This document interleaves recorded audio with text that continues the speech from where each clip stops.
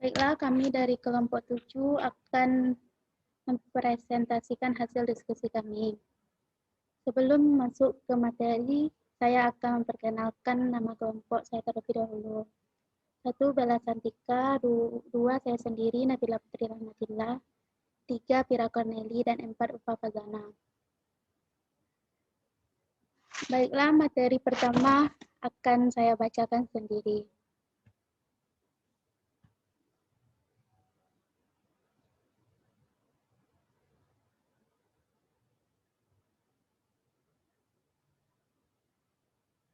Sebelumnya izin mematikan kameranya.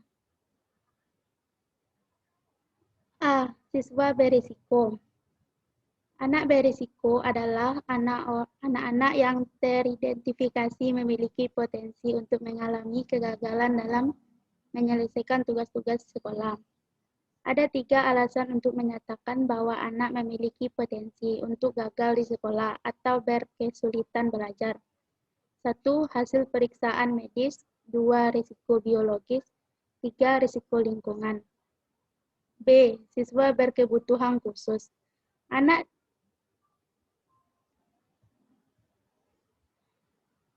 dengan kebutuhan khusus atau special needs children dapat diartikan secara simpel sebagai anak yang lambat atau slow, atau mengalami kegangguan yang tidak akan pernah berhasil di sekolah, sebagaimana anak-anak pada umumnya.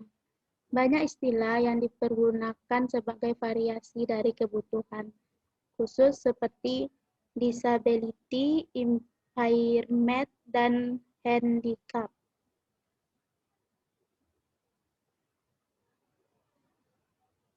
Materi selanjutnya akan dibacakan oleh Ufa Fazana.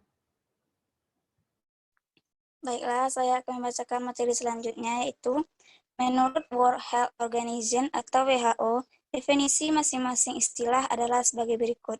Yang pertama, disability adalah keterbatasan atau kurangnya kemampuan yang dihasilkan dari impairment untuk menampilkan aktivitas sesuai dengan aturannya atau masih dalam batas normal. Biasanya digunakan dalam level individu. Yang kedua, impairment adalah kehilangan atau ketidaknormalan dalam hal psikologis atau struktur anatomi atau fungsinya. Biasanya digunakan pada level organ. Dan yang ketiga, handicap adalah ketidakberuntungan individu yang dihasilkan dari impairment atau disability yang membatasi atau menghambat pemenuhan peran yang normal pada individu. Kembalikan ke moderator.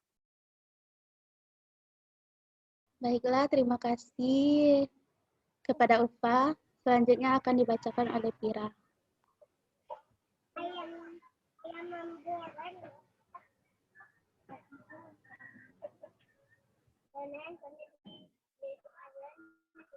Sepertinya Pira terkendala jaringan. Selanjutnya dibacakan oleh Bella Santika.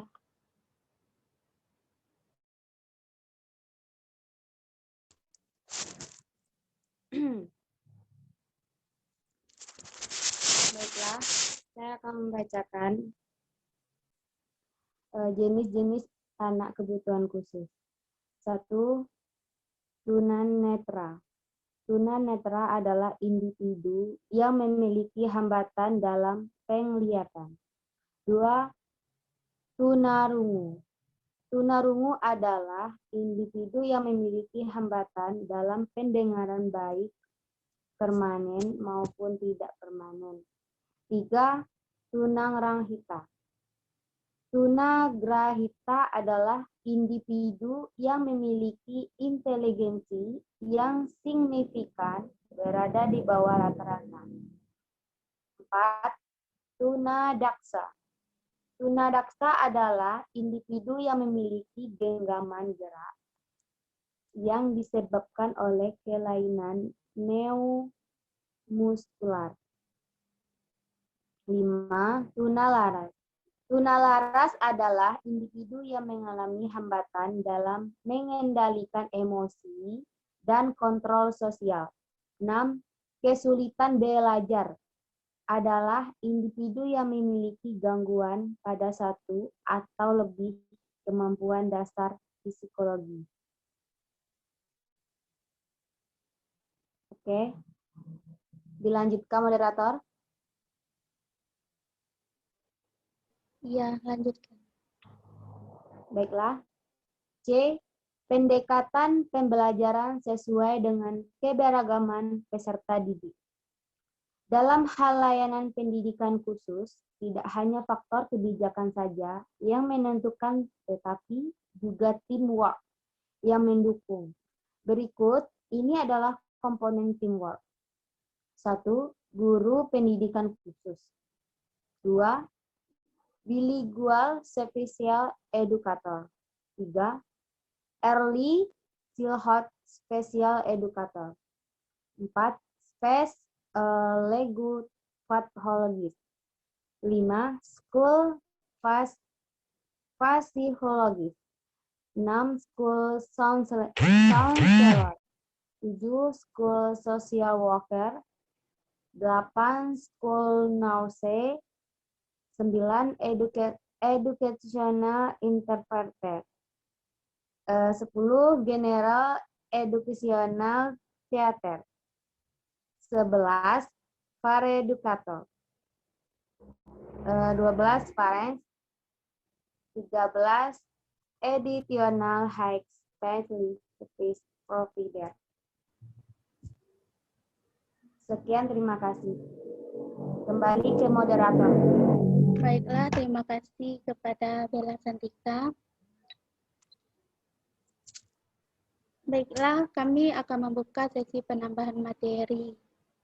Kepada teman-teman, silakan menambahkan materi.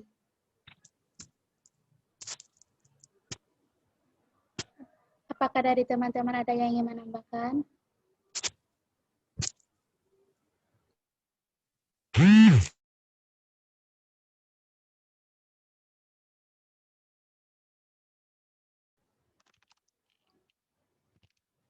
Sekali lagi, apakah dari teman-teman ada yang ingin menambahkan?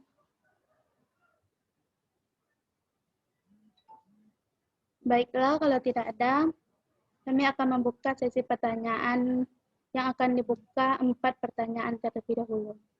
Apakah dari teman-teman ada yang ingin bertanya? Izin bertanya moderator. Izin bertanya moderator. Baiklah, kepada Edipa disilakan.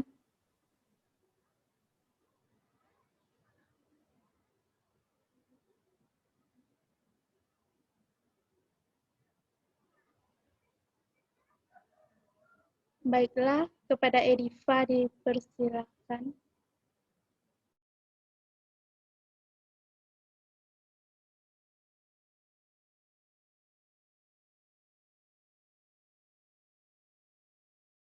Mungkin Edipa terkendala jaringan. Apakah dari teman-teman ada yang ingin bertanya? Izin bertanya moderator. Baiklah, kepada Aisyah Fauzia dipersilakan. Baiklah, sebelumnya terima kasih kepada moderator. Perkenalkan, nama saya Aisyah Fauzia dengan NIM 20129241 dari kelompok 5. Saya ingin bertanya kepada kelompok penyaji. Tadi dijelaskan di dalam bagian anak berkebutuhan khusus. Maaf Fauzia, maaf Aisyah, suaranya tidak kedengaran. Seperti yang telah dijelaskan kelompok penyaji, yaitu di bagian anak berkebutuhan khusus, di dalam makalah itu tertulis bahwa anak berkebutuhan khusus memiliki hambatan belajar dan hambatan perkembangan. Pertanyaan dari saya adalah, jelaskan bagaimana tentang hambatan belajar dan hambatan perkembangan pada anak berkebutuhan khusus tersebut. Sekian pertanyaan dari saya, terima kasih kepada moderator. Baiklah, terima kasih atas pertanyaannya Aisyah Fauzia. Apakah dari teman-teman ada yang ingin? Baiklah, kepada Edipa, persilakan. Baiklah, terima kasih kepada moderator yang telah memberikan kesempatan kepada saya. Perkenalkan, saya Dival Azana dengan NIM 20129265 dari kelompok 1 ingin bertanya kepada moderator. Pada materi kali ini, moderator membahas tentang anak berkebutuhan khusus. Apakah bisa anak berkebutuhan khusus untuk bersekolah di sekolah umum yang ada, misalnya kan Tadi ada beberapa jenis anak berkebutuhan khusus. Mungkin dari beberapa jenis tersebut ada yang kebutuhannya bisa ditolerir di sekolah umum. Tolong jelaskan dan beri contohnya. Terima kasih. Terima kasih kepada Edipa. Apakah dari teman-teman ada yang ingin bertanya? Izin bertanya moderator. Izin bertanya Kepada moderator. Salsa dipersilakan. Baik, terima kasih kepada kelompok penyaji. Perkenalkan saya Salsabila Denisa dengan NIM 20129341. Ingin bertanya kepada kelompok penyaji bagaimana cara untuk mengatasi agar anak yang tergolong dari siswa beresiko bisa berhasil di sekolah. Sekian, terima kasih. Baiklah, terima kasih kepada Salsa. Satu pertanyaan lagi, apakah dari teman-teman ada yang kepada Ratna dipersilakan. Baiklah, terima kasih kepada moderator yang telah memberikan saya kesempatan untuk bertanya. Sebelumnya, saya Ratna Sarina Pita dengan 20-12-92, saya dari kelompok 2. Pertanyaannya yaitu, dengan perbedaan individu yang sangat berbeda-beda, lalu bagaimana seorang guru mengatasi hal tersebut dalam menyampaikan pelajaran? Terima kasih. Wassalamualaikum warahmatullahi wabarakatuh. Terima kasih atas pertanyaan Ratna. Baiklah teman-teman dan Ibu, kami izin meminta waktu untuk mencari jawabannya.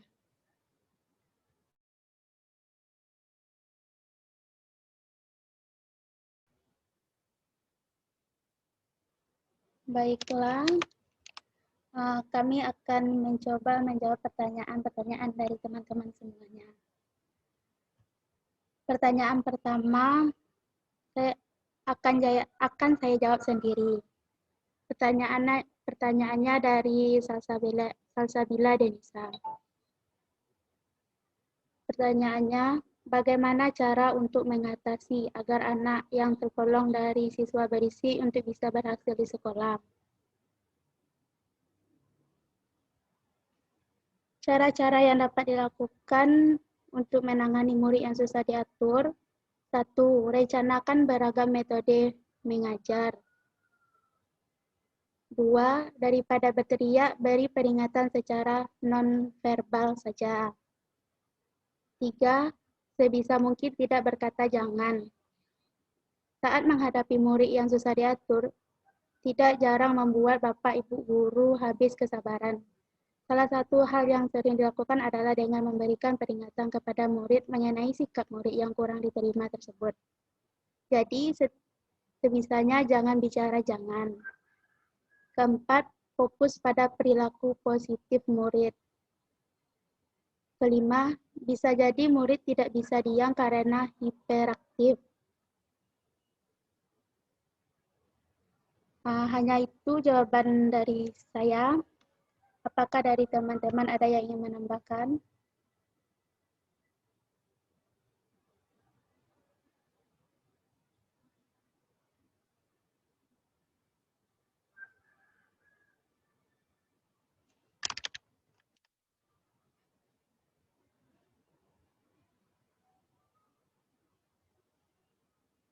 Baiklah, sekali lagi, apakah dari teman-teman ada yang ingin menambahkan? Kalau tidak ada, baiklah masuk ke pertanyaan selanjutnya yang akan dijawab oleh Ulfa Fauzana. Baiklah, saya akan menjawab pertanyaan dari Ratna Sarina Pita yang pertanyaannya yaitu, dengan berbagai macam perbedaan individu dalam belajar, bagaimana seorang guru mengatasi hal tersebut dalam menyampaikan pembelajarannya? Jawabannya yaitu, berbagai cara dapat dilakukan oleh guru untuk melayani perbedaan individual yang terjadi dalam proses belajar mengajar di sekolah, supaya siswa memiliki niatan dan termotivasi untuk belajar. Dengan adanya niat dan motivasi belajar, diharapkan ketika proses belajar mengajar berlangsung, siswa tidak merasa kesulitan dalam program, sistem tugas, dan sistem keler. Pada dasarnya, proses penanganan pada setiap individu dilakukan dengan cara-cara yang berbeda-beda antara individu yang satu dengan yang lain. Setiap individu memiliki karakter yang berbeda-beda, sehingga dalam melakukan suatu penanganan juga menggunakan cara yang berbeda-beda. Setelah guru menemukan perbedaan-perbedaan dari setiap individu, Maka langkah berikutnya adalah melakukan perencanaan dan pelaksanaan program pengajaran yang disesuaikan dengan perbedaan tersebut, supaya setiap individu mampu berkembang sesuai dengan kemampuan dan kecepatan yang dimiliki oleh masing-masing individu siswa. Terima kasih, dikembalikan ke moderator. Baiklah, terima kasih atas jawaban dari Ufa Fazana. Apakah dari teman-teman ada yang ingin menambahkan? Izin menambahkan, moderator. Baiklah, kepada Radatul Jamilah disilakan. Baiklah, perkenalkan saya Rodatul Jamila dengan NIM 2012919333 akan mencoba menambahkan jawaban dari pertanyaan Ratna Sari Nafita, yaitu bagaimana seorang guru mengatasi berbagai macam perbedaan individu dalam belajar.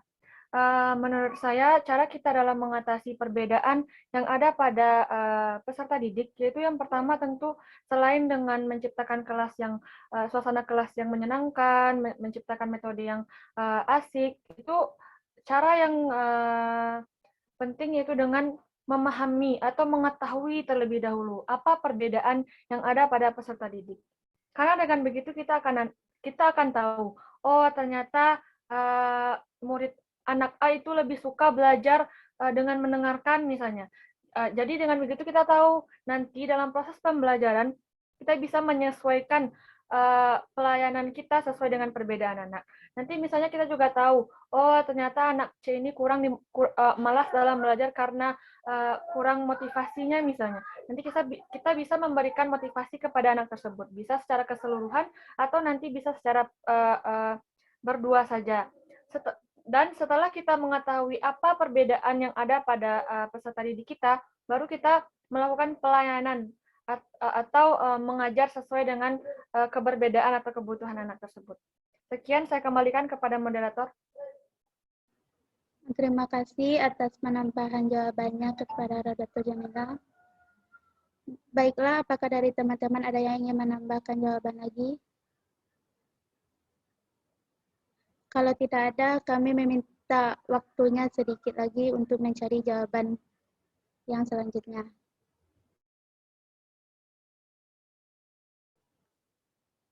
Baiklah, pertanyaan selanjutnya akan dijawab oleh Bella. Kepada Bella dipersilakan.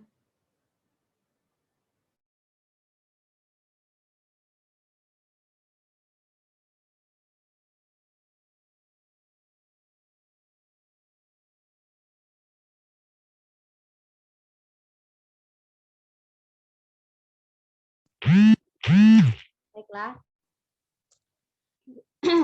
Saya akan membacakan pertanyaan dari Ediva tadi. Jawabannya adalah, dari macam-macam berkebutuhan khusus, saya mengambil salah satu untuk menjadikan pembahasan yang akan disampaikan. Di sini saya mengambil tentang anak kebutuhan khusus dalam kesulitan belajar. Kesulitan belajar ini sangatlah mengganggu pada setiap anak, apalagi yang memiliki gangguan kebutuhan khusus tersebut. Dalam anak kebutuhan khusus, seorang anak kesulitan belajar diakibatkan dengan gangguan. Baiklah, saya akan menjawab pertanyaan dari siapa tadi moderator? Aisyah Fauzia. Dari Aisyah Fauzia. Dari macam-macam berkebutuhan khusus, saya mengambil salah satu untuk menjadikan pembahasan yang akan disampaikan. Di sini, saya mengambil tentang anak kebutuhan khusus dalam kesulitan belajar. Kesulitan belajar ini sangatlah mengganggu pada setiap anak, apalagi yang memiliki gangguan kebutuhan khusus tersebut. Dalam anak berkebutuhan khusus, seorang anak kesulitan belajar diakibatkan dengan gangguan berpikirnya, hambatan fisik atau tubuhnya yang mengakibatkan sulit belajar, dan mempunyai rasa cemas walaupun semar-semar. Selain itu, anak yang berkesulitan belajar bisa terjadi dalam perkembangan bahasa yang diucapkan. Kesulitan dalam menyelesaikan perilaku dalam bidang akademik, anak yang kesulitan belajar antara lain sulit membaca, menulis, maupun berhitung.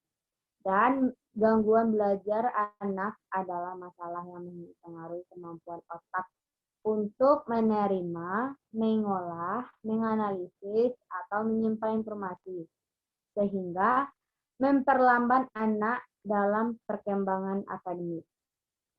Sekian, terima kasih. Kembali ke moderator. Baiklah, terima kasih atas jawabannya Bella Santika. Kami meminta waktu lagi untuk mencari jawaban selanjutnya.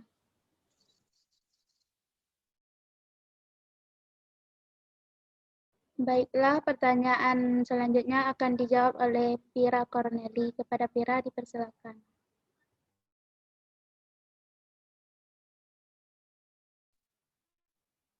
Baiklah, Assalamualaikum warahmatullahi wabarakatuh. Mohon maaf sebelumnya teman-teman, saya mematikan kamera karena di sini jaringannya lumayan. Baiklah, saya akan mencoba menjawab pertanyaan dari Diva. Yang mana pertanyaannya? Tadi pada materi dijelaskan tentang anak berkebutuhan khusus dan beberapa jenisnya. Apakah anak dengan kebutuhan khusus bisa bersekolah di sekolah umum? Maksudnya di sini kebutuhan khususnya yang mungkin bisa ditolerir, jelaskan dan rincikan bagaimana contohnya. Baiklah.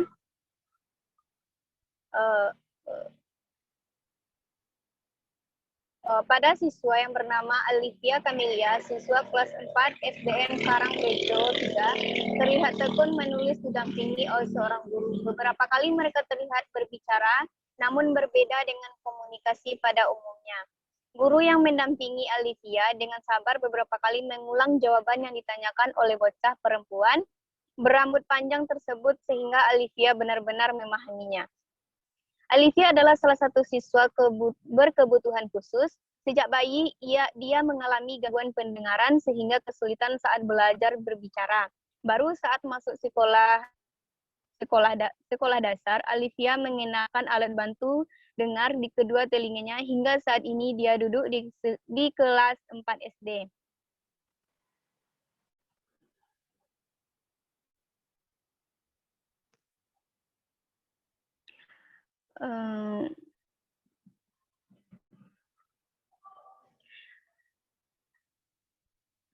Ainur Joyo, ayah kandung Alivia, mengatakan sengaja menyekolahkan anaknya di sekolah dasar negeri Karangrejo 3 agar anaknya bisa bersosialisasi dengan murid umum lainnya. Selain itu, dia juga mendapatkan informasi jika sekolah yang berada di Kelurahan Karangrejo, Kecamatan Kota Banyuwangi, tersebut menerima anak berkebutuhan khusus seperti anaknya. Tidak banyak sekolah umum yang menerima anak berkebutuhan khusus seperti Alivia. Saya bersyukur dia bisa bersekolah di sini. Dia semakin percaya diri, apalagi teman-temannya yang umum serta gurunya memahami kondisi Alivia. Tidak pernah anak saya mengadu jika diolok-olok karena kondisinya berbeda, ucap Ainur sambil mengelus rambut anaknya. Dengan suara patah-patah, Alivia bercerita bahwa dia senang bisa bersekolah dan memiliki banyak teman yang baik. Dia mengaku sangat menyukai pelajaran matematika.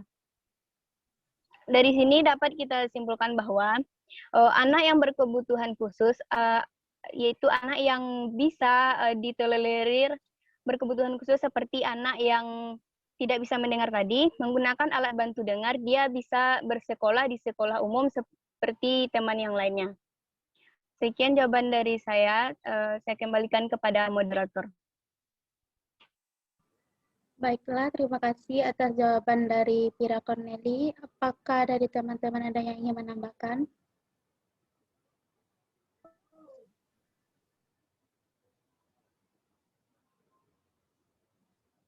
Sekali lagi, apakah dari teman-teman ada yang ingin menambahkan?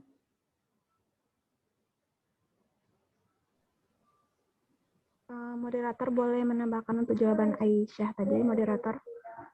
Baiklah, kepada Ratna, disilakan. Baiklah, terima kasih kepada moderator yang telah memberikan kesempatan untuk menambahkan jawaban dari Aisyah. Sebelumnya, saya Ratna Sarina Vita dengan 2012-962. Sebelumnya izinkan saya untuk mematikan kamera karena jawabannya ada di HP.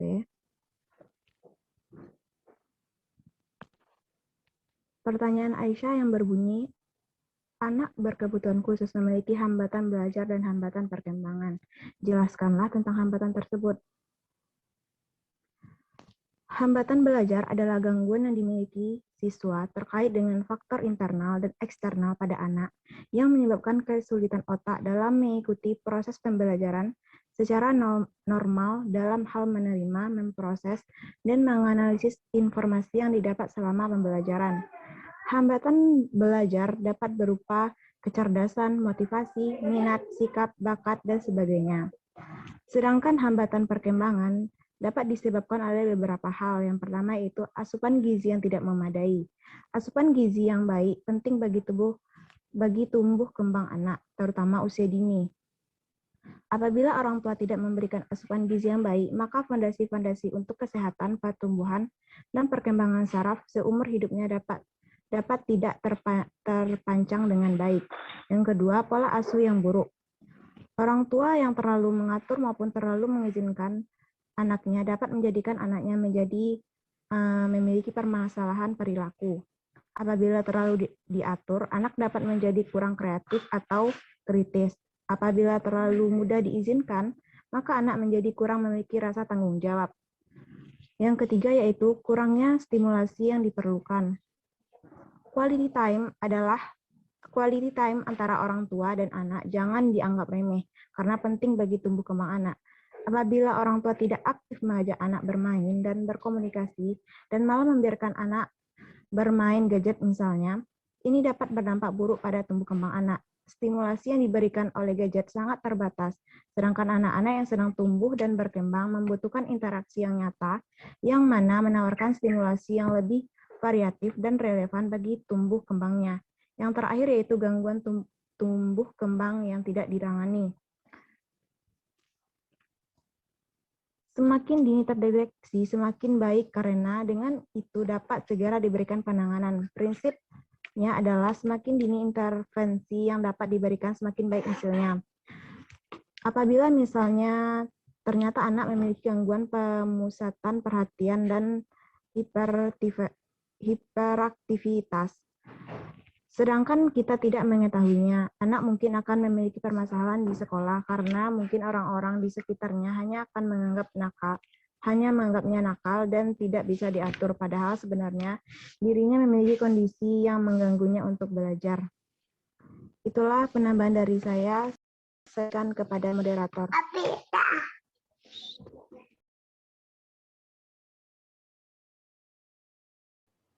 Baiklah, terima kasih atas penambahan jawaban dari Ratna. Hanya itu hasil diskusi kita hari ini. Terima kasih atas waktunya.